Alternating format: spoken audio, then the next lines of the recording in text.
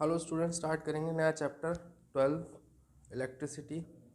सो electricity में ये first part है, राइट। सो इलेक्ट्रिसिटी किसे कहते हैं या इलेक्ट्रिक करंट किसे कहते हैं? It is the flow of charge per unit time in a conductor और मेटालिक वायर। किसी मेटल वायर में या कंडक्टर में जो चार्ज का फ्लो है वो डिसाइड करता है कि उसके अंदर इलेक्ट्रिक करंट कितना होगा। इलेक्ट्रिक करंट जो है flow of charge per unit time होता है। यूनिट टाइम मतलब 1 सेकेंड। यूनिट टाइम मतलब 1 सेकेंड, बिकॉज ऐसा यूनिट क्या होती है टाइम की? सेकेंड होती है। तो 1 सेकेंड में जितना चार्ज फ्लो करता है किसी कंडक्टर में, that is the electric current.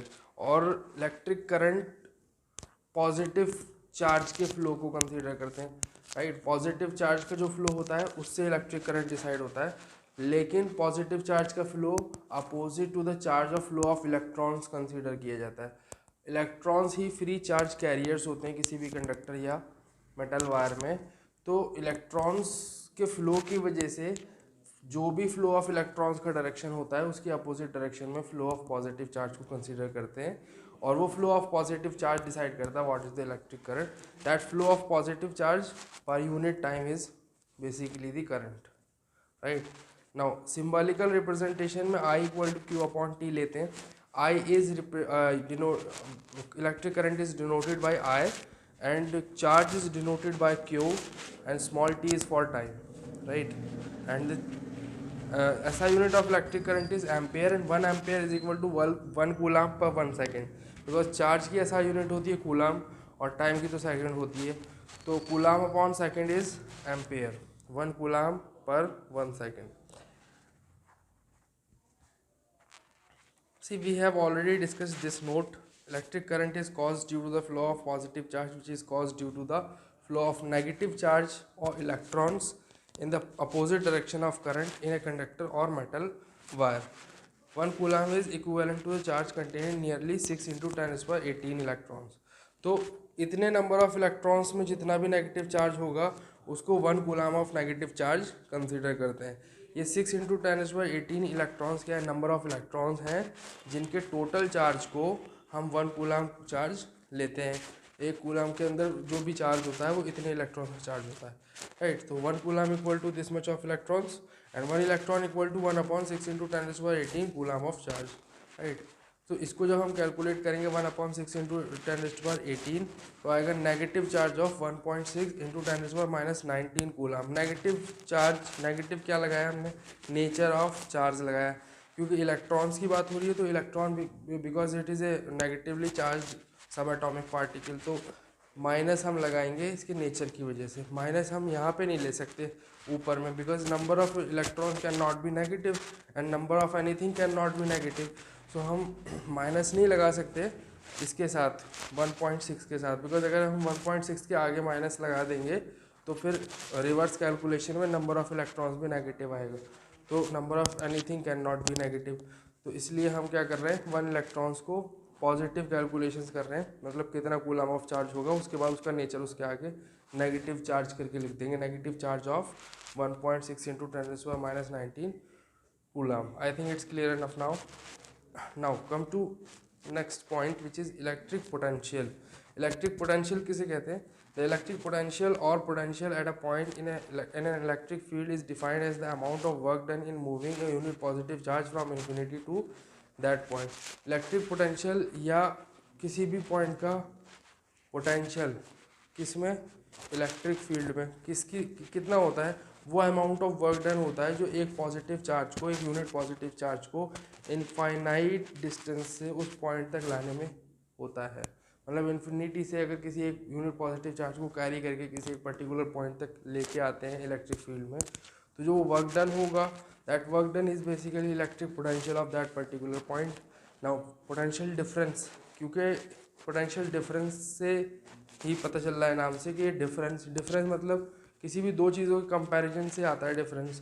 तो इसका मतलब 2 पॉइंट्स का होगा इलेक्ट्रिक पोटेंशियल डिफरेंस या सिर्फ पोटेंशियल डिफरेंस। तो पोटेंशियल डिफरेंस क्या होता है? The potential difference between 2 points in an electric circuit is defined as the amount of work done in moving a unit positive charge from one point to another. अगर किसी एक point A से किसी दूसरे point B तक एक positive charge को, unit positive charge को कैरी करने में कुछ अमाउंट ऑफ वर्क डन होता है, तो that amount of work done is basically the potential difference of these two points A and B.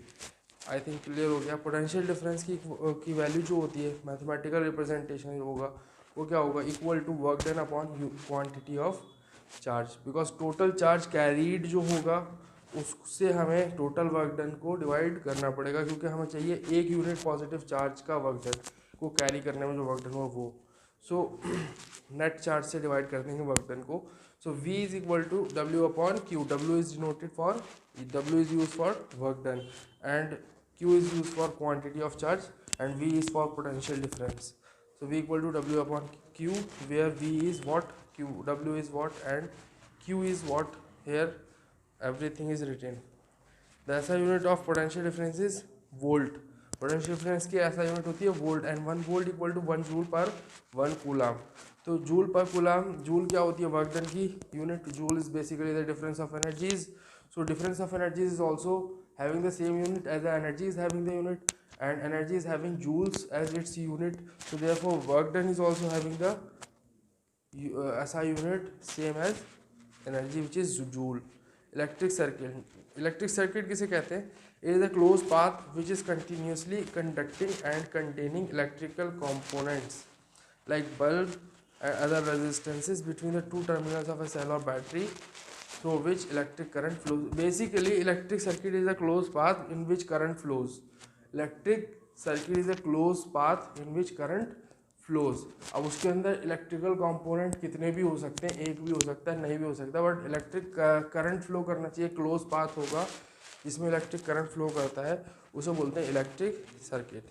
Symbols for electrical components. So these are the symbols which are used for representing electrical components in a circuit. Circuit में जो electrical components को represent करने के लिए symbols use करते हैं, वो symbols यहाँ दिए हुए हैं. जैसे रजिस्टर का सिंबल ये होता है जिगजैग लाइन हॉरिजॉन्टल में, राइट. और वेरिएबल रेजिस्टेंस में उसी जिगजैग लाइन पे इस तरीके से तिरछा एरो लगा देंगे तो क्या बन जाएगा, वो रियोस्टेट. रियोस्टेट और वेरिएबल रेजिस्टेंस सेम चीज़ होती है. मतलब एक ऐसा रजिस्टर जिसकी रेजिस्टेंस की वैल्यू को हम चेंज करते हैं एज़ पर आवर रिक्वायरमेंट, हम चेंज कर सकते हैं उसकी वेरिएबल, उसकी रेजिस्टेंस, ठीक है. सेल का सिंबल एक लार्जर टर्मिनल और एक smaller terminal, that's it. Larger is for positive terminal and smaller is for negative terminal. Multiple cells when combined then they form battery. इस तरीके से टी अगर या ये इस तरीके से जो जॉइंट होता है ये वाला, इसे वायर जॉइंट कहते हैं. यहाँ पे कनेक्शन हो रहा है, एक वायर दूसरे वायर से जुड़ा हुआ है इस पॉइंट पे, राइट. और ये वाला जो है ये नेक्स्ट वाला ये है वायर जॉइंट विदाउट कांटेक्ट. यहाँ पे आप देख रहे हैं ये ओवरलैप तो कर रहा है लेकिन ये उठ के जा रहा है ऊपर से, तो इसका मतलब है कि ये जुड़ेगा नहीं. अगर सीधा सीधा खींच दिया एक के ऊपर एक लाइन, ठीक है, इस तरह बना दिया इस तरह, तो यहाँ पे कनेक्शन हो गया बीच में, यहाँ पे, राइट. तो ये जो यहाँ पे बीच में क्रॉस बना है ना, जहाँ पे इंटरसेक्शन हो गए दोनों वायर्स के, वहाँ पे कनेक्शन माना जाएगा, एक दूसरे से जुड़े हुए माना जाएंगे वायर्स. बट यहाँ पे जो है एक दूसरे से जुड़े हुए नहीं है इस वाले केस में, इसमें कोई एक दूसरे से जुड़े हुए नहीं है. एमीटर एक इलेक्ट्रिकल इंस्ट्रूमेंट होता है which is use to measure the electric current flown through the wire और कंडक्टर. किसी वायर कंडक्टर से कितना amount of electric current flow हो रहा है, ये मेजर करने के लिए जो इंस्ट्रूमेंट यूज़ करते हैं उसका नाम है ammeter. Voltmeter similar but voltage measure करता है. तो किसी भी दो पॉइंट्स के बीच में कितना पोटेंशियल डिफरेंस अप्लाइड है, इसको अगर मेजर करना है तो हम वोल्टमीटर से मेजर करेंगे. अमीटर किस में लगता है, सीरीज़ में लगता है, और वोल्टमीटर पैरेलल में लगता है. सीरीज़ पैरेलल क्या है आगे देखेंगे. गैल्वेनोमीटर क्या होता है, गैल्वेनोमीटर इलेक्ट्रिक करंट को मेजर नहीं करता है, डिटेक्ट करता है. गैल्वेनोमीटर किसी भी इलेक्ट्रिकल कंपोनेंट में, सर्किट में या वायर में, कंडक्टर में अगर इलेक्ट्रिक करंट है या नहीं है, ये चेक करने के लिए हम क्या करते हैं, यूज़ गैल्वेनोमीटर. इसकी जो नीडल होती है वो डिफ्लेक्ट करती है अगर करंट होता है सर्किट में, right. Next is open switch और क्लोज स्विच. ये जो है ये ओपन स्विच है, या तो ऐसे बनाओ ब्रैकेट्स, ठीक है, स्मॉल ब्रैकेट्स बना दो, बीच में कोई डॉट नहीं लगाओ, तो ये भी ओपन स्विच का सिंबल है. और एक ये वाला भी जो पिन वाला है, ये भी पिन वाला भी ओपन स्विच का सर्किट है। बट इस सी ये वाला जो है ये क्या है, क्लोज स्विच है, क्योंकि यहाँ पे दोनों का कनेक्शन बन गया है, दोनों टच हो गए एक साथ, तो यहाँ पे ये स्विच क्लोज हो गया, करंट फ्लो करेगा। सिमिलरली इस ब्रैकेट में जो डॉट आ गया तो डॉट से कनेक्शन क्रिएट हो गया है और करंट फ्लो करेगा। तो ये ओपन स्विच का सिंबल है यहाँ पे और ये क्लोज स्विच के सिंबल्स है। दोनों में से कोई भी सिंबल ले सकते हैं, कोई दिक्कत नहीं है। इलेक्ट्रिक बल्ब का सिंबल ये होता है या फिर ये होता है, दोनों ही इलेक्ट्रिक बल्ब के सिंबल है। इलेक्ट्रिक लैंप भी बोल सकते हैं, बल्ब भी बोल सकते हैं। Electric circuit diagram. अब सर्किट डायग्राम किसे कहते हैं? It is a diagram which indicates the agreement of arrangement of different components using electrical symbols for the components in A circuit. अगर हम इलेक्ट्रिकल कंपोनेंट्स के सिंबल्स को यूज़ करके क्या बनाएं, एक अरेंजमेंट बनाते हैं, ठीक है, क्लोज्ड पाथ का, ठीक, जिसमें करंट फ्लो करता है, तो उसे बोलते हैं इलेक्ट्रिक सर्किट।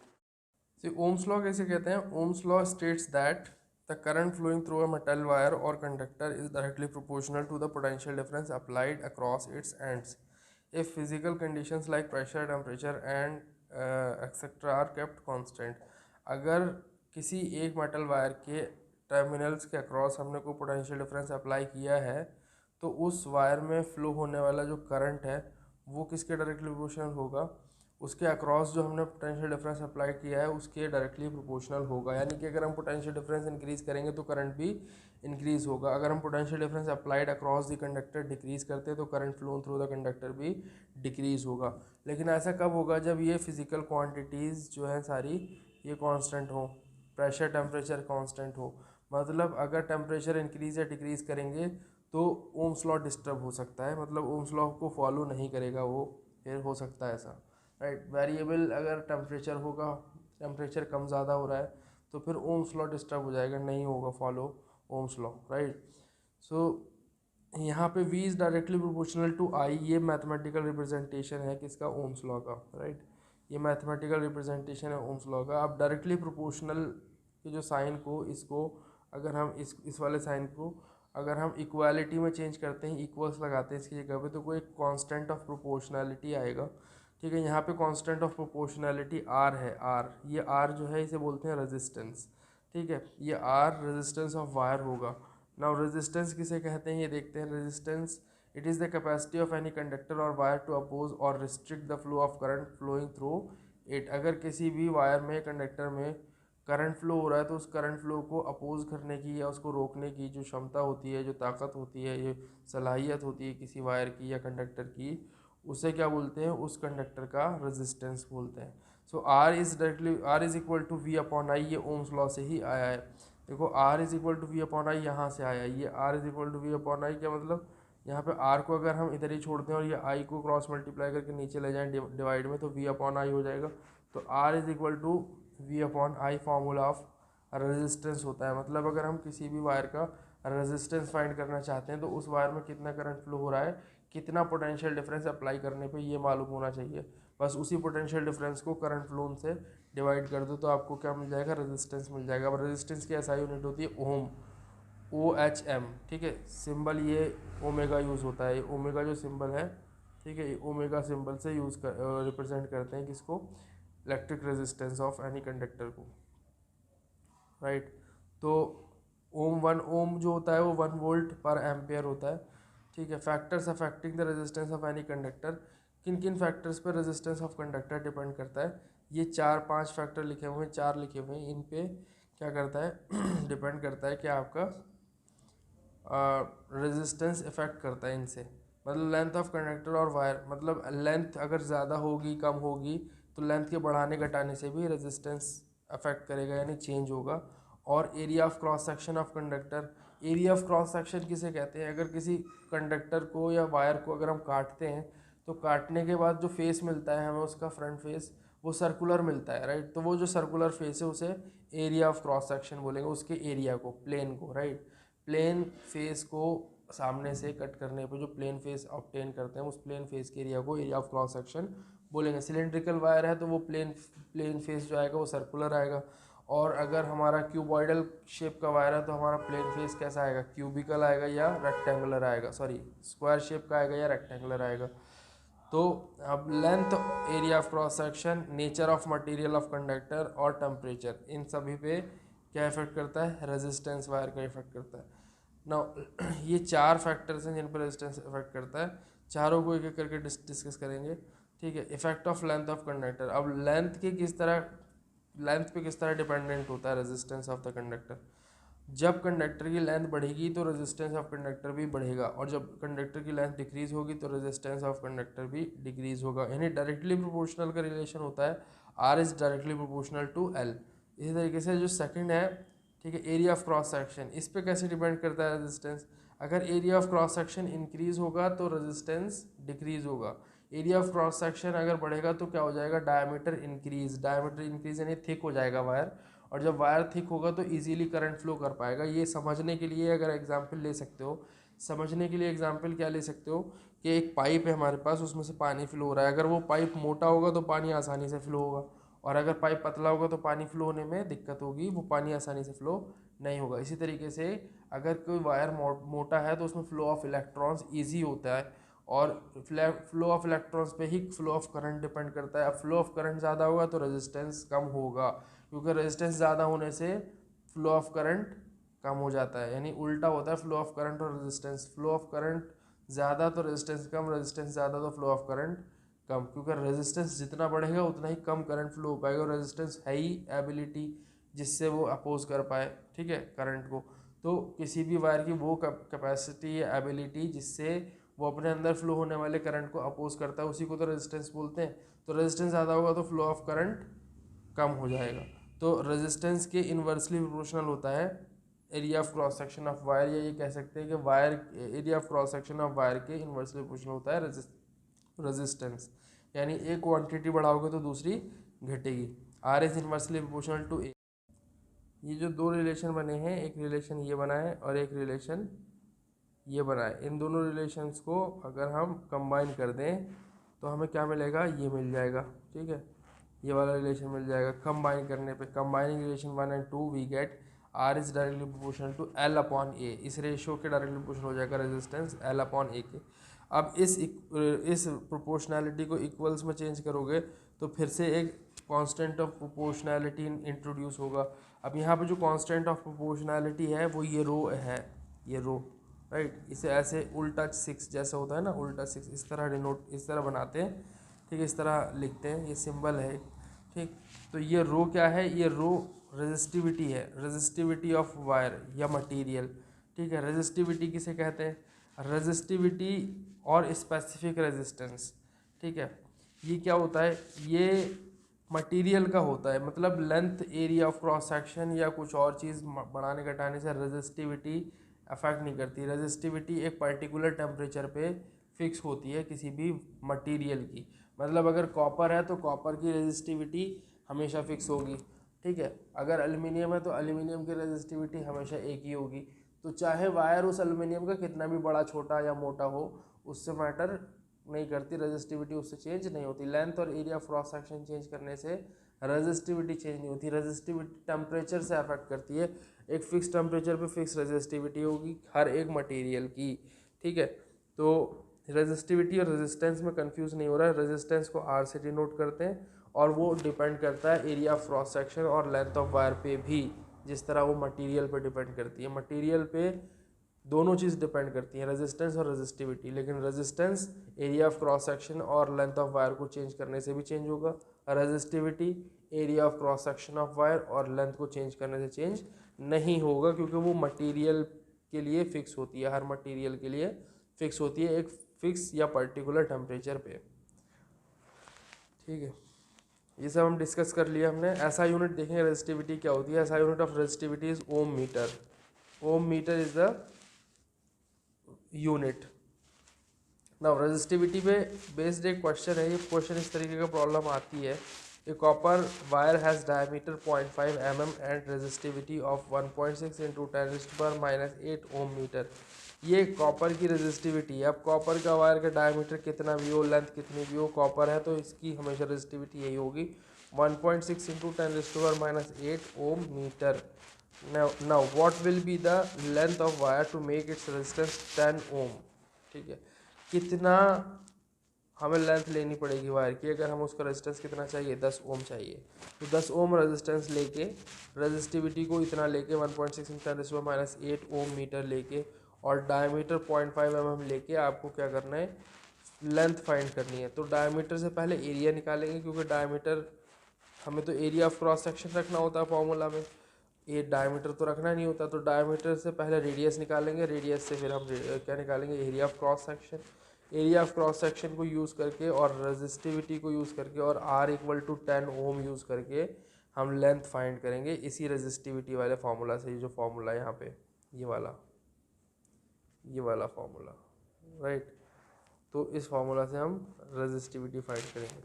यहाँ पे सारी वैल्यूज़ रख देंगे। एरिया ऑफ क्रॉस सेक्शन निकाल लिया पहले, फिर रो की वैल्यू गिवन, आर गिवन, फिर हम इसी रिलेशन को यूज़ करके एल के लिए कैलकुलेशंस कर रहे हैं। ये देखिए, ये सारी कैलकुलेशन है, हमारे पास वैल्यू आई 123 मीटर, 123 मीटर। आगे क्वेश्चन और भी था, कह रहा था कि डायमीटर को अगर हम डबल कर दें तो क्या होगा, ठीक है, रेजिस्टेंस कैसे अफेक्ट करेगा। तो 1/4 हो जाता है भाई रेजिस्टेंस, ठीक है, 1/4 हो जाता है। किस तरह होता है, यहाँ पे एक्सप्लेनेशन है सारा, सब कैलकुलेशंस हैं, आप चेक करिए, समझिए, ठीक है। नहीं समझ में आने पे पूछ सकते हैं, ये सारी कैलकुलेशंस हैं, ठीक। किस तरीके से हमने क्या किया, एरियाज़ का पहले हमने रिलेशन निकाला, एरिया ऑफ क्रॉस सेक्शन का डिफरेंट डायमीटर्स पे। अगर डायमीटर डबल करते हैं तो क्या होगा, रेडियस भी डबल हो जाएगा, और उसके बाद फिर एरिया ऑफ क्रॉस सेक्शन क्या हो जाएगा, 4 टाइम्स हो जाएगा, ठीक है। मतलब एरिया ऑफ क्रॉस सेक्शन जो नया वायर है, नए वायर का जो हो जाएगा वो बढ़ जाएगा, ठीक है। सो R2 4 टाइम्स हो जाएगा पहले वाले के। तो A2 = 4, A1 हो गया। अब इसको रिप्लेस कर देंगे हम अपने रिलेशंस में, तो हमें मिल जाएगा R2 = 1/4 R1। तो नया रेजिस्टेंस जो आया वायर का वो 1/4 आया पुराने रेजिस्टेंस के, ठीक। So this is how we have to do this type of question. और ये इस टाइप के न्यूमेरिकल्स बुक में है, NCERT में, इनकी प्रैक्टिस करनी है। अगर कोई बात समझ में नहीं आई है तो पूछ सकते हैं, राइट। और आज के लिए इतना बहुत है, we will discuss further in next class. तो ये यहाँ तक मैंने करा दिया रेजिस्टिविटी तक, रेजिस्टिविटी के न्यूमेरिकल तक। So will discuss further in next class. Thank you very much.